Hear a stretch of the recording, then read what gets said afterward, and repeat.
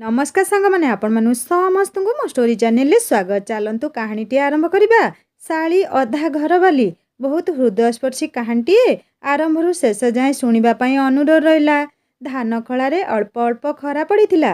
काकर टोपा गुड़ाक आहुरी नड़ा दिहरे लगी जड़ई हो रही। पागटा कुहुड़ी आच्छन्न हो रही थाए। आकाश को घोड़े रही बौद्ध खंड गुड़ाक। सूरज लुचकाली खेलिबा आरंभ कर कइया गछ डालरे चढ़ई गुड़ाक किचिरी मिचिरी राब देउथांती। धान खला को लगी रही कइया गछ उहाड़े लुचि निज आखि को भिड़ी धरी बिंदु। सीए रड़ी करी कहवा आरंभ कर देइथिला, 1 2 3 हैला एथर समस्ते जीए जोठी लुचि गल मु आसुची खोजिबी। बिंदु सेठी लुचि थिबा तार अन्य सांग मानंको खोजिबारे लागिथिला। समस्ते किए कुआडे लुचि जाइथांती, किए लट्टा पछरे तो आउ किए हिड़ तले आउ केही बा पाळ गदा पछरे। समस्ते चुप चुप हसुथांती बिंदु को देखी। बिंदु काहाकू खोजी न पारी कहिला, ना मु आउ खेलिबिनी, जीए जोठी लुचिछ समस्ते बाहरी आस। बुदा पछपटे थाई पाटी कला रीमा, ए बिंदु प्रथमे निज आखि बंद कर, तापरे आमे समस्ते तो सामना को आसीबू। बिंदु पुणी आखि बंद करी छिड़ा हैला। एथर रीमा ताकू साथीरे नहीं किछि दूर छाड़ी पुणी समस्त पाखकू चली आसिला। समस्ते बिंदु कौन करुछि देखुथांती। बिंदु आखि बंद करी आगकू माड़ी जाउथुला। सामने जनक सह तार धक्का होइगला। सीए किए जानिबाकू चाहिला बिंदु। निज दुई हातरे सेई जनकर मुह कपाल को आउंसी पगेई कहिला, किए रीमा किलो किछि कहूनु जे कही पुणी ताकू आउंसीबाकू लागिला। इस ये किए लो मा, गालरे कण दाढ़ी निशा सब उठिची। बिंदु काहाकू आउंसी पकौथिला भाबी चमकी 2 पाद पछकू घुंची जाई ताकू देखुथिला। 22 कि 24 वर्षर युवकटीए। ताकू देखी लाजरे दौड़ी पळेबाकू चेष्टा करुथिला बिंदु, किंतु युवक जनक बिंदु को अटके देई कहिले, टिके सुण, मु एई गाँ रे नुआ सहररु आसीछि, जनकू खोजुछि, तार ठिकणा मु जानेनी, दयाकरी कहि परिबो कि? बिंदु कपाळटीकू कुंचित करी सेई युवक आड़कू चाहुथिला। ता भारी तो इए लोक तमे, तमर उत्तर मु परे देबी, हेले मते प्रथमे कुह, मु जेतेबेले तुमको मो सांग रीमा भाभी आउंसुथुली सेतेबेले तमे किछि कहिलनी काहेकि? छी अभद्र, झियो मानक हाथ छुआ भारी भल लागुछि ना? कही देई बिंदु मुह मोड़ी देई चली जाउथुला। पुणी ता सामना को आसी बाट ओगाळिबाकू चेष्टा करुथुला युवकटी। अरे अरे तमे कौन मो पछरे पड़गलनी? बिंदु चिल्लेबाकू लागिला। एई आस्ते, केही शुणी नब कि देखि नब जदि कौन भाबिब कहिल? भाबिब मु तुमको खराब व्यवहार करुछि, तुमे प्रथमे पाटीटा बंद कर कही युवक जनक बिंदुर पाटी को भिड़ी नेले। एथर चुप होई नीरवरे ताकू लक्ष्य करुथुला बिंदु। किछि समय परे बिंदु तांक हातरू निजको मुकुळे नेई कहिबाकू लागिला, हौ हेला एथर कौन हेला कुह? मु हेउछि साई, माने मो नाम हेला साई। मु मयूरभंजरू आसीछि। एई गाँ को मोर जणे सांगर भौणी विवाह करी आसीछंती। भिणेईक नाम श्री चौधुरी। से कॉलेज क्लर्क अछंती। तांकर ठिकणा कुह, मु जानी पारुनी। ओ तमे तेबे चौधुरी बाबूंक ठिकणा खोजुछ? सीए तमर सांगर भिणेई हेबे, माने तम सांगर भौणी चौधुरी बाबूंको विवाह करिछंती, एया तो? हाँ, ताहेले तमे चौधुरी बाबूंको जानिछ? मु तुच्छारे एते धंदी होउथुली। शीघ्र तांक घरटी कोउठी कहिल? अरे मु तांक विषय किछि जानिनी। एई पाख खଳାରେ मो सांगमाने लुचकाଳି खेलुथिले तो मु सेमानकु जाई पचारि आसीबी चौधुरी बाबूंको घरटा कोउठी। तमे एठी चुपचाप छिड़ा हुଅ। बिंदु चलीगला परे साई तार बाटकू चाही चुपचाप छिड़ा होई रहिला। मने मने झियटीर कथा भाबी हसुथिला साई। भारी सुंदर झियटे, तार कथा गुड़ाक एबे पर्यंत कानरे बाजी उठुची। केमिति कौन सबू बकर बकर होई चलीगला। मुरुकी हसुथिला साई झियर चेहराटीकू मने पकाई। एते सुंदर झिय से सहर रे पूर्वरु केबे देखिनी। चक्का मुहटीरे पोटल चिरा आखि दुईटी, गोलापी ओठ आउ गालगुड़िक तोफा गोरा, देखिले मने हेउछि पूरा अप्सरीटीए। रंभा मेनका उर्वशी मध्य ता सामनारे फीका पड़ीजिबे। साईर मनटा रोमांचित होई उठुथुला। किछि समय पाई से अन्यमनस्क होई उठिला। झांझी डह डह खरारे रिमझिम कुहुड़ी टोपारे भिजिबाकू आरंभ कला साई। से चाही रहितला ଝିଅଟିର ଫେରିବା ବାଟକୁ। ବିନ୍ଦୁ ଯାଇ ଖଳାରେ ତାର ସାଙ୍ଗମାନଙ୍କ ପାଖରେ ପହଞ୍ଚି ସବୁ କଥା କହି ପକେଇଲା। ଏଇ ରୀମା, ଜାଣିଛୁ ନା, ତମ ସମସ୍ତଙ୍କୁ ଖୋଜି ମୁଁ ଗୋଟିଏ ଟୋକା ଦେହରେ ଧକ୍କା ହୋଇଗଲି। ଟୋକାଟା ଭାରି ହ୍ୟାଣ୍ଡସମ୍। ତମେମାନେ ଯଦି ତାକୁ ଦେଖିବ ତାହେଲେ ତମ ଆଖି ଲାଖିକି ରହିଯିବ। ସିଏ ମୟୂରଭଞ୍ଜରୁ ଆସିଛି। ଏଇ ଗାଁରେ ନୂଆ। ଚୌଧୁରୀ ବାବୁଙ୍କ ଘର ଖୋଜୁଛି ମାନେ ଆମ ପଡ଼ୋଶୀ ଘର। କିନ୍ତୁ ଆମେ ତାକୁ କିଛି କହିବାନି। ଚାଲ ତା ସହ ମଜା କରିବା। ବିନ୍ଦୁ କଥାର ଠୋ ଠୋ ହସି ରୀମା, ସର ଆଉ ବୀଣା ଚାଲି ଆସିଲେ ସାଇ ପାଖକୁ। ଏଇ ହ୍ୟାଣ୍ଡସମ୍, କୁଆଡ଼େ ଯିବ? ଚୌଧୁରୀ ବାବୁଙ୍କ ଘରକୁ ତ। ହଉ ଆମ ପଛରେ ଆସ। ସାଇ, ରୀମା, ସର, ବୀଣା ଓ ବିନ୍ଦୁଙ୍କ ପଛରେ ଯିବାକୁ ଲାଗିଲା। ଚାଲି ଚାଲି ସାଇ ଥକି ପଡ଼ିଲାଣି। ଏଇଠି ଚୌଧୁରୀ ବାବୁଙ୍କ ଘର କହି ଏଇ ଝିଅଗୁଡ଼ାକ ଯେ କୁଆଡ଼େ ଯାଉଛନ୍ତି। ସାଇ ଚାଲି ଯାଉଥିଲା ସେଇ ଚାରି ଝିଅଙ୍କ ପଛରେ। ବଣ ମଝିରେ ଏତେ ରାସ୍ତା, ଚାଲିବାର ଅଭ୍ୟାସ ନଥିଲା ସାଇର। ସିଏ ଥକି ଯାଉଥିଲା, କିନ୍ତୁ ଝିଅଗୁଡ଼ାକୁ ଆଉ କିଛି କହି ନ ପାରି ସେମାନଙ୍କ ପଛରେ ଚାଲି ଯାଉଥିଲା। ସର, ରୀମା, ବୀଣା ଓ ବିନ୍ଦୁ ପରସ୍ପରକୁ ଚାହିଁ ପାଟି ଚିପି ଚିପି ହସୁଥିଲେ ଓ ପରସ୍ପର ଆଡ଼କୁ ଚାହିଁ ଆଖିରେ ଇସାରା କରୁଥିଲେ। ସଙ୍ଗେ ସଙ୍ଗେ ସାମ୍ନାରେ ଥିବା ଗୋଟିକିଆ ବଖୁରୀ ଆଡ଼କୁ ହାତ ଦେଖେଇ ବିନ୍ଦୁ କହିଲା, ହେଇ, ତୁମ ସାଙ୍ଗର ଭିଣେଇଙ୍କ ଘର ଏଇଟା। ଏଇଠି ଶ୍ରୀ ଚୌଧୁରୀ ରୁହନ୍ତି। ସାଇ ସମସ୍ତଙ୍କ ଉଦ୍ଦେଶ୍ୟରେ ଧନ୍ୟବାଦ କହି ସେଇ ଗୋଟିକିଆ ଘର ଭିତରକୁ ପଶି ଯାଇଥିଲା। ସଙ୍ଗେ ସଙ୍ଗେ ବିନ୍ଦୁ ଦୌଡ଼ି ଯାଇ ଘରର କବାଟଟିକୁ ବାହାରୁ ଲକ୍ କରି ଚାଲି ଆସିଲା। ସାଇ ସେଇ ଭିତରକୁ ଗଲା ପରେ ଜାଣିପାରିଲା ଯେ ଏଇଟା କୋଉ ଚୌଧୁରୀ ବାବୁଙ୍କ ଘର ନୁହଁ, ଏଇଟା ତ ଗୋଟିଏ ଗାଈ ଗୁହାଳ। ତେବେ ସେଇ ଝିଅଗୁଡ଼ାକ ମତେ ବୁଦ୍ଧୁ ବନେଇ ଚାଲିଗଲେ। ସତରେ ଏଇ ଗାଁର ଝିଅଗୁଡ଼ାକ ଭାରି ମାରାତ୍ମକ। ଏମାନଙ୍କୁ ପାରି ହବନି। ଭଲା ଏଇ ରାତିରେ ବଣ ଭିତରେ ଏକାକୀ ଏଇ ଗୁହାଳରେ ମଣିଷ କେମିତି ରହିବ କେଜାଣି? ସାଇ ଭିତରେ ଥାଇ ରଡ଼ି କରିବାକୁ ଲାଗିଲା, ଏଇ ଝିଅ, ମତେ ଯିବାକୁ ଦିଅ, ପ୍ଲିଜ୍ କବାଟ ଖୋଲିଦିଅ। ବିନ୍ଦୁ ସାଇର କଥା ଶୁଣି ଉତ୍ତର ଦେଲା, ନା, ତୁମେ ଆଜି ରାତିଟା ଗୁହାଳରେ ରୁହ। ଆମେ ଚାଲିଲୁ। ଗୋମାତାଠାରୁ 2-3 ନାତ ଖାଇଲେ ବଳେ ବୁଦ୍ଧି ଆସିଯିବ। ବିନ୍ଦୁ ଅନ୍ୟ ସାଙ୍ଗମାନଙ୍କ ସହ ଘରକୁ ଫେରି ଆସୁଥିଲା। ସମସ୍ତେ ସାଇ ବିଷୟରେ କଥା ହୋଇ ଠୋ ଠୋ ହସୁଥିଲେ। ବିନ୍ଦୁ କହି ଚାଲିଥିଲା, ଏଇ ସହରୀ ଟୋକାକୁ ଏମିତି ପାନେ ଦରକାର ଥିଲା। ଆଜି ରାତିକ ଭିତରେ ପୁରା ବୁଦ୍ଧି ଶିଖିଯିବ।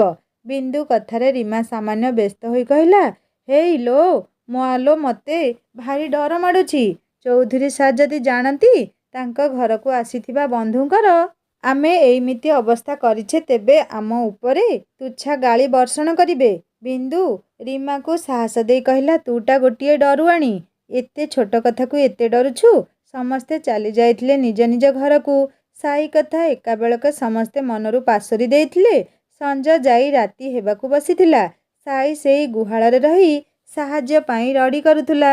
ରଡ଼ି କରି ସେ ଯେତେବେଳେ ଥକିଗଲା, ସେତେବେଳେ ସେ ଚୁପ୍ ହୋଇଗଲା। ନା, ତାକୁ ଏଇ ଗୁହାଳରେ ହିଁ ରହିବାକୁ ପଡ଼ିବ।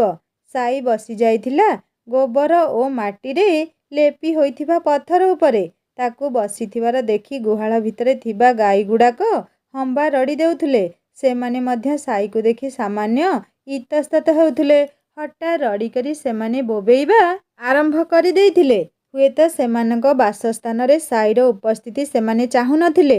ଏପଟ ସେପଟ ହୋଇ ଧାଉଁଥିବା ଗାଈଗୁଡ଼ାକୁ ଦେଖି ସାଇ ଚକ୍କା ମାଡ଼ି ଗୋମାତାଙ୍କୁ ଧ୍ୟାନ କରିବା ଆରମ୍ଭ କରି ଦେଇଥିଲା। ହେ ମାତେ, ମୋ ଉପରେ ଦୟା କର।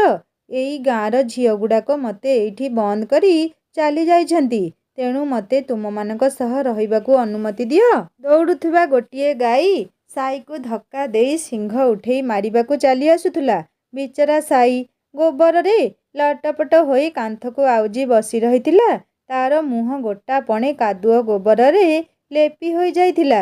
ଦାମିକା ବ୍ରାଣ୍ଡେଡ୍ ପୋଷାକଟି ଅଧା ଚିରି ସେଥିରେ ତୋରାଣି ବାଲ୍ଟିଟା ଇଡ଼ି ହୋଇ ଯାଇଥିଲା। ନିଜର ବେଶ ପୋଷାକକୁ ଦେଖି ଚିଡ଼ି ଉଠୁଥିଲା ସାଇ। ଆଉ ଥରେ ସେଇ ଝିଅଟା ଆଖି ହାବୁଡ଼ରେ ପଡ଼ନ୍ତା କି ତାକୁ ଉଚିତ ଶିକ୍ଷା ଦିଅନ୍ତା। ବାପରେ ବାପ୍, କେଡ଼େ ସାଙ୍ଘାତିକ ଝିଅଗୁଡ଼ାକ। ଆଉ ସେମାନଙ୍କର ଲିଡର ଥିବା ସେଇ ସୁନ୍ଦର ଝିଅଟି, ଯାହାକୁ ସାଇ ଭାରି ସୁନ୍ଦର ଭାବୁଥିଲା, ସିଏ ଭାରି ଦୁର୍ଦ୍ଦାନ୍ତଟିଏ। ସାଇକୁ ଭାରି ଶୋଷ ଲାଗୁଥିଲା। ପାଖରେ ପାଣି ନ ପାଇ ସେ ବାଧ୍ୟ ହୋଇ ତୋରାଣିଗୁଡ଼ାକୁ ମଗରେ ଭରି କରି ପିଇବାକୁ ଲାଗିଲା। କିଛି ସମୟ ପରେ ସାଇ ସେଇଠି ହିଁ ବସି ଢୁଳାଇବାକୁ ଲାଗିଲା। ବିନ୍ଦୁ ଘର ଭିତରକୁ ଗଲାବେଳେ ଦେଖିଲା ତାର ଭଉଣୀ ସିନ୍ଧୁ ବାରଣ୍ଡାରେ ଛିଡ଼ା ହୋଇ ତାକୁ ଚାହିଁ ରହିଛି। ସିନ୍ଧୁ ଜେରା କରିବା ଭଙ୍ଗୀରେ ପଚାରିଲା, କି ଲୋ, କୁଆଡ଼େ ଯାଇଥିଲୁ? ତୁ କ'ଣ ଏବେ ଘରକୁ ଆସୁଛୁ? ଘଡ଼ି ଦେଖିଛୁ ନା ନାହିଁ? ରାତି 8ଟା ହେଲାଣି। ଆଜି ବାପା ଆସିଲେ ମୁଁ କହିବି। ମୁଁ ଜାଣେ ତୁ ନିଶ୍ଚୟ ଆଉ କିଛି କାଣ୍ଡ ଘଟେଇ ଘରକୁ ଆସିଥିବୁ। ସିନ୍ଧୁ ବିନ୍ଦୁର ସାନ ଭଉଣୀ। ବିନ୍ଦୁ 10ମ ଶ୍ରେଣୀ ବୋର୍ଡ଼ ପରୀକ୍ଷା ଦେଇଛି ଆଉ ସିନ୍ଧୁର ଏଇ ବର୍ଷ 9ମ ଶ୍ରେଣୀ। ଦୁଇ ଭଉଣୀ ଦେଖିବାକୁ ପୁରା ଏକା ଭଳି। ୟା ଦେହରେ ଯୋଉଠି କଳାଜାଇ ଆଉ ତିଳ ଚିହ୍ନ ସବୁ ଅଛି, ତା ଦେହରେ ମଧ୍ୟ ଠିକ୍ ସେଇମିତି ଅଛି। ଗାଁରେ ପ୍ରାୟ ସମସ୍ତେ ବିନ୍ଦୁ ଓ ସିନ୍ଧୁକୁ ଦେଖି ହଠାତ୍ ଜାଣିପାରନ୍ତି ନାହିଁ, କାରଣ ଦୁଇ ଭଉଣୀଙ୍କର ସେଇ ଏକା ଭଳି ସ୍ୱର। ବିନ୍ଦୁ ଚଗଲାମି କରିବାକୁ ଭଲ ପାଏ, କିନ୍ତୁ ସିନ୍ଧୁ ସବୁବେଳେ ନୀରବ ରୁହେ। ସିଏ ବିନ୍ଦୁ ଭଳି କାଣ୍ଡ କରିବାକୁ ଆଦୌ ପସନ୍ଦ କରେନି। ବିନ୍ଦୁ ସିନ୍ଧୁକୁ ଆଡ଼େଇ ଦେଇ କହିଲା, ବେଶୀ ଉପଦେଶ ଦେବାକୁ ଚେଷ୍ଟା କରେନି। ସାମ୍ନାରୁ ଘୁଞ୍ଚିଲୁ, ମୁଁ ଭିତରକୁ ଯିବି। ବିନ୍ଦୁ ସିଧା ବାରିପଟକୁ ଚାଲିଯାଇ ଦେଖିଲା ବୋଉ ତାର ପଡ଼ୋଶୀ ଚୌଧୁରୀ ବାବୁଙ୍କ ସ୍ତ୍ରୀ ନନ୍ଦିନୀ ସହ କଥା ହେଉଛନ୍ତି। ନନ୍ଦିନୀ ଭାରି ବ୍ୟସ୍ତ ହୋଇ କହୁଛନ୍ତି, ଭାଉଜ, ମୋ ଭାଇର ବନ୍ଧୁ ଜଣେ ଆସିବେ ବୋଲି ଚୌଧୁରୀ ବାବୁ ଓ ମୋ ଭାଇ ମୋତେ ଫୋନ୍ କରିଥିଲେ। ହେଲେ ରାତି ଏତେ ହେଲାଣି, ସିଏ କୋଉଠି ରହିଲେ ମୁଁ ଜାଣିପାରୁନି।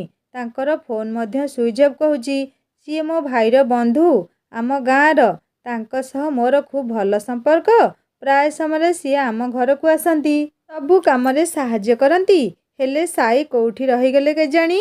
ନନ୍ଦିନୀଙ୍କର କଥା ଶୁଣି ବିନ୍ଦୁର ବୋଉ ତାଙ୍କୁ ବୁଝାଇବାକୁ ଲାଗିଲେ, ବ୍ୟସ୍ତ ହୁଅନି ମ ନନ୍ଦିନୀ, ତାଙ୍କର ରାସ୍ତାରେ କିଛି କାମ ଥିବ।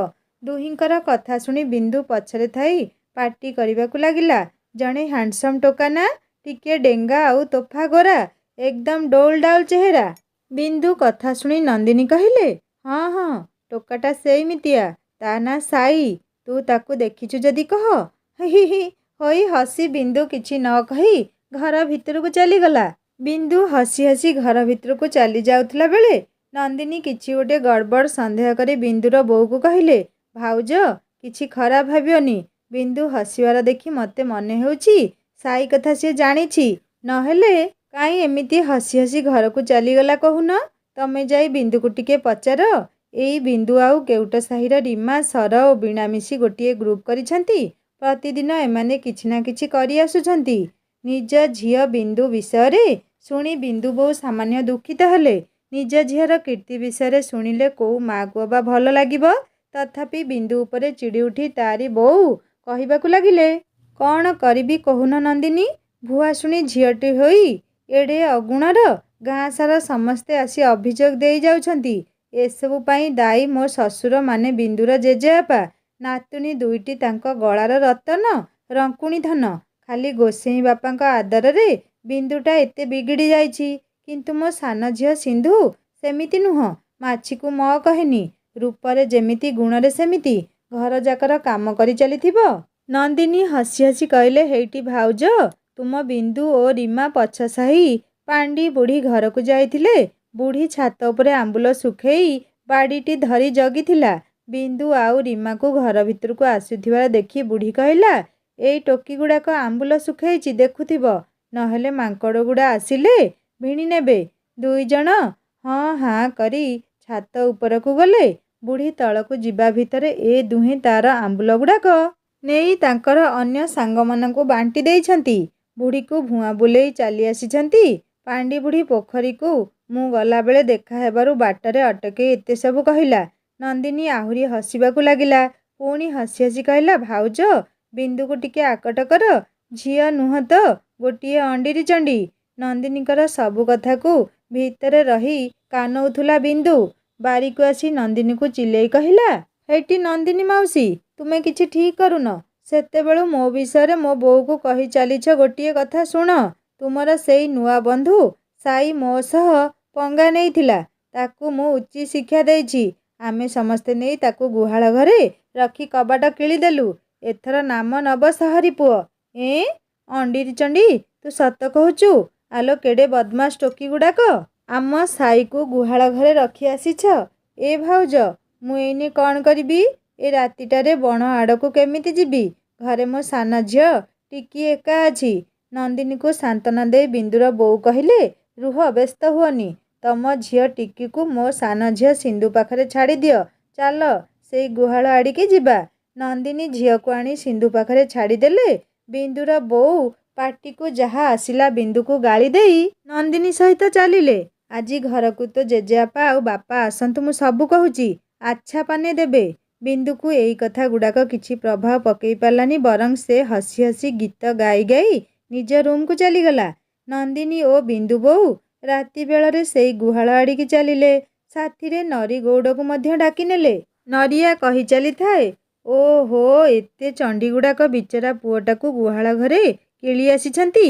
ନରିଆ ହାତରେ ଟର୍ଚ୍ଚଟିଏ ଧରି ଆଗେଇ ଚାଲିଥାଏ। ପଛରେ ଚାଲିଥାନ୍ତି ନନ୍ଦିନୀ ଓ ବିନ୍ଦୁ ବୋଉ। ତିନିହେଁ ପହଞ୍ଚିଲେ ଗୁହାଳ ପାଖେ।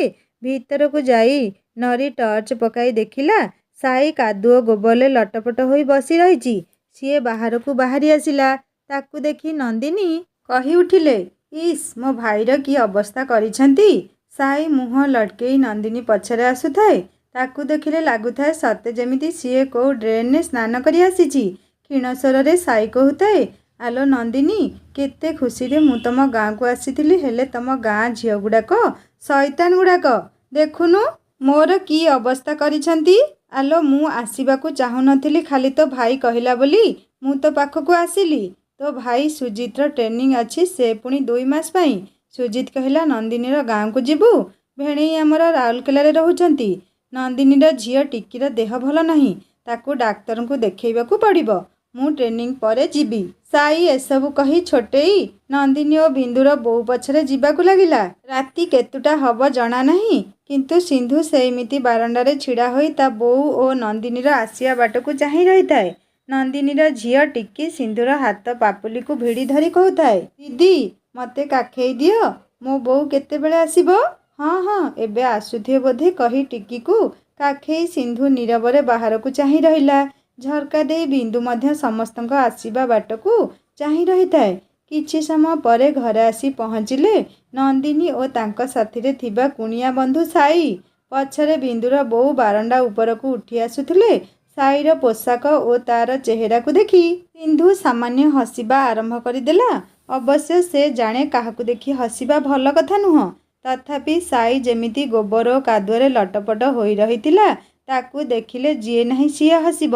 ସାଇକୁ ଦେଖି ସିନ୍ଧୁ ନିଜର ହସ ଲୁଚାଇ ପଚାରିଲା, ତୁମର ଏଭଳି ଅବସ୍ଥା? ଓହୋ, ଯାଅ, ଘରକୁ ଯାଇ ଶୀଘ୍ର ପୋଷାକ ବଦଳେଇ ଦିଅ, ଆଉ ଥରଟେ ଭଲ ଭାବେ ଗାଧୋଇ ପଡ଼ିବ। ସିନ୍ଧୁର କଥା ଶୁଣି ସାଇକୁ ଆହୁରି ଚିଡ଼ା ମାଡ଼ୁଥିଲା। ସିଏ ଚିଡ଼ି ଉଠି କହିଲା, ଗଲା, ଏଥର ତମ ମନକୁ ସାନ୍ତ୍ୱନା ମିଳିଗଲା ତ? ମୋତେ ସେଇ ଗୁହାଳରେ କିଳି ଦେଇ ତମେ ନିଜକୁ ଏଇ ଗାଁର ଡନ୍ ଭାବୁଛ କି? ଲାଜ ଲାଗୁନି? ତମ ଝିଅଗୁଡ଼ାକ କଥା ମୁଁ ଭଲ ଭାବେ ବୁଝିବି। ସାଇର କଥା ଶୁଣି ସିନ୍ଧୁ କେବଳ ବଲବଲ ହୋଇ ତାକୁ ଚାହିଁ ରହିଲା। ସିଏ ମଧ୍ୟ ଜାଣି ସାରିଲାଣି ସାଇ ତାକୁ ବିନ୍ଦୁ ଭାବି ଏସବୁ କହିଯାଉଛି। ବିନ୍ଦୁ ଅପାଟା ସତେ ଜଣେ ଅଜଣା ପୁଅ ସହ ଏତେ କାଣ୍ଡ କରି ଘରକୁ ଚାଲି ଆସିଛି। ହେ ଭଗବାନ, ଏ ବିନ୍ଦୁ ଅପାଟାକୁ ଆଉ ପାରି ହେବନି। କେବଳ ୟା ପାଇଁ ମୋତେ ସମସ୍ତଙ୍କଠାରୁ ଗାଳି ଶୁଣିବାକୁ ପଡ଼ୁଛି। ସାଇର ଗାଳି ଶୁଣି ବିନ୍ଦୁର ସାନ ଭଉଣୀ ସିନ୍ଧୁର ମୁହଁଟା ଝାଉଁଳିଗଲା। ଆରେ, ବିନା ଦୋଷରେ ଅପା ପାଇଁ ସିଏ ଗାଳି ଶୁଣୁଛି। ଏକା ଭଳି ଦେଖିବାକୁ ବୋଲି ପ୍ରାୟ ସବୁବେଳେ ସିନ୍ଧୁ ସହ ଏଇଆ ହୁଏ ଯେ କେହି ପ୍ରଥମେ ତାକୁ ବିନ୍ଦୁ ଭାବି ଗାଳି କରେ, ଆଉ ତାପରେ ସରି, ମୋର ଭୁଲ ହେଲା କହି ଚାଲିଯାଏ। ସିନ୍ଧୁ ସାଇକୁ କିଛି କହିବା ପୂର୍ବରୁ ନନ୍ଦିନୀ ହସିଦେଇ କହିଲେ, ନା ରେ ସାଇ, ଇଏ ତୋ ସହ କିଛି କରିନି। ଇଏ ହେଉଛି ସିନ୍ଧୁ, ବିନ୍ଦୁର ସାନ ଭଉଣୀ, ଯିଏ ତୋ ସହ ଏସବୁ କରିଛି। ସିଏ ସନାତନ ବାବୁଙ୍କ ବଡ଼ ଝିଅ। ମା ଲୋ, କହି ସାଇ ଚମକି ପଡ଼ି ପଛକୁ ଚାଲି ଆସିଲା। ଜୁହାଲୋ ମା, ଏଇ 2 ଭଉଣୀ ପୁଣି ସିଙ୍ଗଲ ନୁହନ୍ତି ମାନେ ଡବଲ ରୋଲ୍? କ'ଣ ଜୁଡ଼ୁଆଁ? ନା ଆଉ କିଛି କହି ସାଇ ଛୋଟେଇ ସିନ୍ଧୁର ନିକଟକୁ ଆସି ତାର ମୁହଁଟାକୁ ଏକଦମ ଆଁ କରି ଚାହିଁ ରହିଲା। ହେ ପ୍ରଭୁ, ଏ ଜୀବନକାଳ ଭିତରେ ଏମିତି ଡବଲ ରୋଲ୍ ମୁଁ ଦେଖିନି। ସାଇ କ୍ଷୀଣ ସ୍ୱରରେ କହିଲା, ସରି ସିନ୍ଧୁ, ତୁମକୁ ବିନ୍ଦୁ ଭାବି ମୁଁ ଏଣୁତେଣୁ କହିଗଲି। ହଉ, ଯାହା ହେବାର ହେଲାଣି, ଏଥର ଘରକୁ ଆସରେ ସାଇ, ଭଲ ଭାବେ ଗାଧୁଆ ପାଧୁଆ କରିବୁ। ସାଇ ଘର ଭିତରକୁ ଚାଲିଲା। ସିନ୍ଧୁ ଟିକିକୁ ନେଇ ସାଇ ପଛରେ ନନ୍ଦିନୀ ଘରକୁ ଚାଲିଗଲା। ଝର୍କା ମଧ୍ୟ ଦେଇ ଏସବୁ ଦେଖି ବିନ୍ଦୁ ତାଳି ମାରି ନାଚିବାକୁ ଲାଗିଲା। ଟେପ୍ ରେକର୍ଡରଟାକୁ ଅନ୍ କରି ଜୋରରେ ମ୍ୟୁଜିକ୍ ବଜାଇ ଡ୍ୟାନ୍ସ କରିବାରେ ଲାଗିଲା। मैं चली देखो, प्यार की गली मुझे रोके ना कोई। ଓହୋ, ତାପରେ ବିନ୍ଦୁ ନିଜର ଅଣ୍ଟା ହଲେଇ ପାଦ ପକେଇ ଘର ଭିତରଟା ଖାଲି ପକେଇଲା ଉଠେଇଲା। ଘର ଭିତରକୁ ପଶି ଆସିଲେ ବିନ୍ଦୁ ଓ ସିନ୍ଧୁର ଜେଜେବାପା ଗଙ୍ଗାଧର। ହାତରେ ବାଡ଼ିଟାଏ ଧରି ସିଏ ଘର ଭିତରକୁ ପଶି ଆସି ଦେଖିଲେ ନାତୁଣୀ ବିନ୍ଦୁ ଡ୍ୟାନ୍ସ କରିବାରେ ମଜି ଯାଇଛି। ଖାଲି ଡ୍ୟାନ୍ସ ତ କରୁନି, ସେ ମଧ୍ୟରେ ଘରର ଆସବାବ ପତ୍ର ଗୁଡ଼ାକୁ ମଧ୍ୟ ପୁରା ଡ୍ୟାନ୍ସ କରେଇ ସାରିଲାଣି। ଗଙ୍ଗାଧର ମଧ୍ୟ ନିଜ ନାତୁଣୀ ସହ ତାଳ ଦେଇ ନାଚି ନାଚି କହିଲେ, କ'ଣ କିଲୋ ବିନ୍ଦୁ, ଆଜି କ'ଣ ଖୁସି ମନରେ ନାଚୁଛୁ? ଭଲ ଭଲ, ଏମିତି ନୃତ୍ୟ କଳା ପ୍ରତି ତୋର ଆଗ୍ରହ ଦେଖିଲେ ମୋ ମନଟା ଭାରି ଖୁସି ହେଇଯାଉଛି। ମୋ ନାତୁଣୀ ଠିକ୍ ମୋରି ଭଳି ହବ। ମୋର ନୃତ୍ୟ କଳାକୁ ପୁରା ଛଡ଼େଇ ଆଣିଛି। ଗଙ୍ଗାଧରଙ୍କ କଥା ଶୁଣି ବିନ୍ଦୁ ଟେପ୍ ରେକର୍ଡରଟାକୁ ବନ୍ଦ କରିଦେଇ ସୁନା ଝିଅଙ୍କ ଭଳି ଆସି ତାଙ୍କ ପାଖରେ ଖଟକୁ ଆଉଜି ବସି ପଡ଼ିଲା। ଜେଜେଙ୍କ କାନ୍ଧରେ ନିଜ ଦୁଇ ହାତକୁ ତୋଳି ନେଇ କହିଲା, ଏତେ ରାତି ହେଲାଣି କୋଉଠି ଥିଲ? ଆଜି ମୋ ପାଇଁ କ'ଣ ଖାଇବାକୁ ଆଣିଛ କି? ହସିଲେ ଗଙ୍ଗାଧର ବିନ୍ଦୁର କଥା ଶୁଣି। ଆଣିଛି ଲୋ, ମୋ ନାତୁଣୀ ପାଇଁ ବଢ଼ିଆ ଜିନିଷଟେ ଆଣିଛି। ସେ ବିନ୍ଦୁର ବୋଉ ସରମୀଙ୍କୁ ଏଡ଼େ ପାଟିରେ ଡାକିଲେ, ସରମୀ ଆଲୋ ଏଇ ସନାତନ ବୋହୂ କୁଆଡ଼େ ଗଲୁ? ବିନ୍ଦୁର ବୋଉ ସରମୀ ରୋଷେଇ ଘରୁ ଚାଲି ଆସି କହିଲେ, କ'ଣ ମୋତେ ଡାକୁଥିଲେ କି ବାପା? ହଁ ଲୋ ସରମୀ, ମୁଁ ତୋତେ ଡାକୁଥିଲି। ଗଲୁ ବାରଣ୍ଡାରେ ଗୋଟିଏ ଷ୍ଟିଲ୍ କଂସାଟେ ରଖିଛି ନେଇ ଆସିବୁ। ଆଜି ପ୍ରଧାନ ଘର ପୁଅ ବାହାଥିଲା, ଭୋଜି ଭାତ ଢେରେ, ଖାଲି ସୁସ୍ୱାଦୁ ଖାଦ୍ୟ। ଏଇ ବିନ୍ଦୁଟା ଛେଚଡ଼ା ଖାଇବାକୁ ଭଲ ପାଏ ବୋଲି କଂସାରେ ପୂରେଇ ନେଇ ଆସିଲି। ଖାଲି ଭାକୁର ଆଉ ରୋହି ମୁଣ୍ଡ ଗୁଡ଼ାକ କହି ଗଙ୍ଗାଧର ନିଜ ପାନଖିଆ ଦାନ୍ତ ଦିଧାଡ଼ି ଦେଖେଇ ଫେରେ ହସିବାକୁ ଲାଗିଲେ। ସରମୀ ବାରଣ୍ଡାକୁ ଯାଇ କଂସାଟି ନେଇ ଆସି ଘରେ ଥୋଇଦେଲେ। ଦୀର୍ଘ ଶ୍ୱାସ ମାରି କହିଲେ, ଏଇ ଜେଜେ ନାତୁଣୀକୁ ଆଉ ପାରି ହବନି। ଦିହିଁକି ଦିହେଁ ବଳକା। ଆଜି ସନାତନ ଘରକୁ ଆସିଲେ ମୁଁ ସବୁ କହିବି। ଆରେ ଏ ସାଇ, ରାତି ଆସି କେତେଟା ବାଜିଲାଣି ଦେଖିଲୁ ନା ନାହିଁ? ସେତେବେଳୁ ସେମିତି ଚୌକିଟା ଉପରେ ବସିଛୁ କ'ଣ? ଯାଉନୁ ଗାଧୋଇ ଆସିବୁ।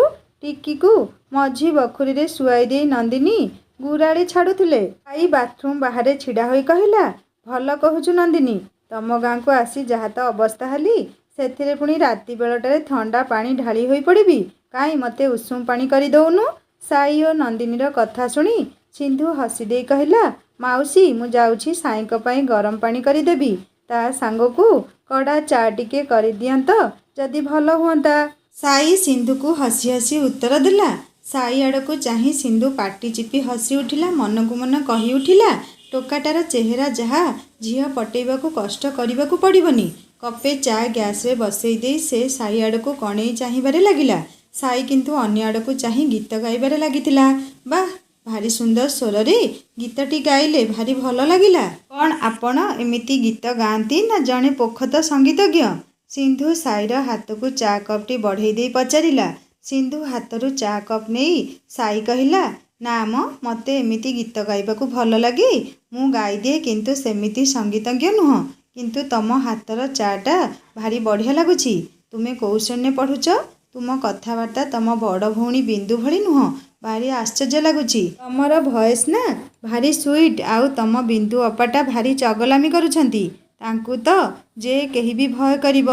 ଭାବିଲେ ହସ ଲାଗୁଛି। ଦୁଇ ଭଉଣୀ ଏକା ଭଳି ଚେହେରା, କିନ୍ତୁ ଦୁଇ ଜଣଙ୍କ ମଧ୍ୟରେ ଆକାଶ ପାତାଳ ପାର୍ଥକ୍ୟ। ତୁମେ ମୋ ପାଇଁ ଗରମ ପାଣି ଆଉ ଚା କରୁଛ, ତେଣିକି ତମ ବଡ଼ ଭଉଣୀ ବିନ୍ଦୁ ଆଉ 3 ଜଣ ଝିଅକୁ ସାଥିରେ ନେଇ ମୋର ଯେଉଁ ଅବସ୍ଥା କରିଛନ୍ତି। ହା ହା ହା। ଅନ୍ୟମନସ୍କ ହୋଇ ଏତେ ସବୁ ସିନ୍ଧୁକୁ କହି ଯାଉଥିଲା ସାଇ। ସାଇଠାରୁ ନିଜର ପ୍ରଶଂସା ଶୁଣି ସିନ୍ଧୁକୁ ଭାରି ଖୁସି ଲାଗୁଥିଲା। ସାଇର ଡୋଲ ଡାଉଲ ଚେହେରା ଓ ତାର ଆଖି ଦୁଇଟି ସିନ୍ଧୁକୁ ଆହୁରି ଆକର୍ଷଣ କରୁଥିଲା। କିଛି ଗୋଟାଏ ବାହାନା କରି ସାଇକୁ ସ୍ପର୍ଶ କରିବାକୁ ସେ ଗୋଟିଏ ବାହାନା ଖୋଜିଲା। ସାଇ ପାଖକୁ ଯାଇ ଗୋଟିଏ ରୁମାଲରେ ତାର ମୁହଁରେ ଲାଗିଥିବା କାଦୁଅ ଗୁଡ଼ାକୁ ଧୀରେ ଧୀରେ ପୋଛିବାକୁ ଲାଗିଲା। ଧୀର ସ୍ୱରରେ ସିନ୍ଧୁ କହିଲା, ଖରାପ ଭାବିବେନି, ମୋ ବିନ୍ଦୁ ଅପା ପାଇଁ ମୁଁ କ୍ଷମା ମାଗୁଛି। ଆରେ ନା ନା, ମୁଁ ସେସବୁ ଭୁଲି ଯାଇଛି। ଯାଆନ୍ତୁ ଗାଧେଇ ପଡ଼ିବେ, ମୁଁ ଗରମ ପାଣି ରଖିଦେଉଛି। ସିନ୍ଧୁ ଗୋଟିଏ ବାଲ୍ଟିରେ ଗରମ ପାଣି ଢାଳି ଭିତରେ ନେଇ ରଖିଦେଲା। ପୁଣି ଆସି ସାଇ ପାଖରେ ଚୁପଚାପ ଛିଡ଼ା ହେଲା। ସାଇ ତାକୁ ଦେଖି କହିଲା, ଏଥର ଯାଅ ଏଇଠୁ, ମୁଁ ବାଥରୁମ୍ ଯିବି। ଓହୋ ସରି, ମୁଁ ଯାଉଛି କହି ସିନ୍ଧୁ ଚାଲି ଯାଉଥିଲା। ସାଇ ଫେର ତାକୁ ପଛରୁ ଡାକି ଦେଇ, ସାଙ୍ଗମାନେ, ବଡ଼ ଭଉଣୀ ସାଇକୁ ଏତେ ହଇରାଣ ହରକତ କଲା ଓ ସାନ ଭଉଣୀ ଏତେ ସ୍ନେହରେ କଥାବାର୍ତ୍ତା କଲା। କାହାଣୀଟି ଆଗକୁ ହୃଦୟସ୍ପର୍ଶୀ ହେବ। आशा करुछि पूर्व कहानी गुड़िक आपण मैंने जी भल पाइबा देइछन्ती जदि यही कहानी को सेतिकी भल पाइबा देबे ताहले मते आगो को लेखिया खुशी लगिबो। कहानी जदि आपण मानक हृदय को छुई पाता लाइक टे करेंगे सांग मान सहित सेयार करेंगे आ जदि मो चैनल नुआ अच्छा सब्सक्राइब करी बेल आइकन दबे देबे। कहानी जदि आपण मानक भल लगी थाए मते निश्चय कमेंट करी जणेबे। हिंदी स्टोरी चैनल नुआ कहानी अपलोड हो जाए आपण मैंने विजिट करी कहानी शुणु। रोची नमस्कार, जय जगन्नाथ।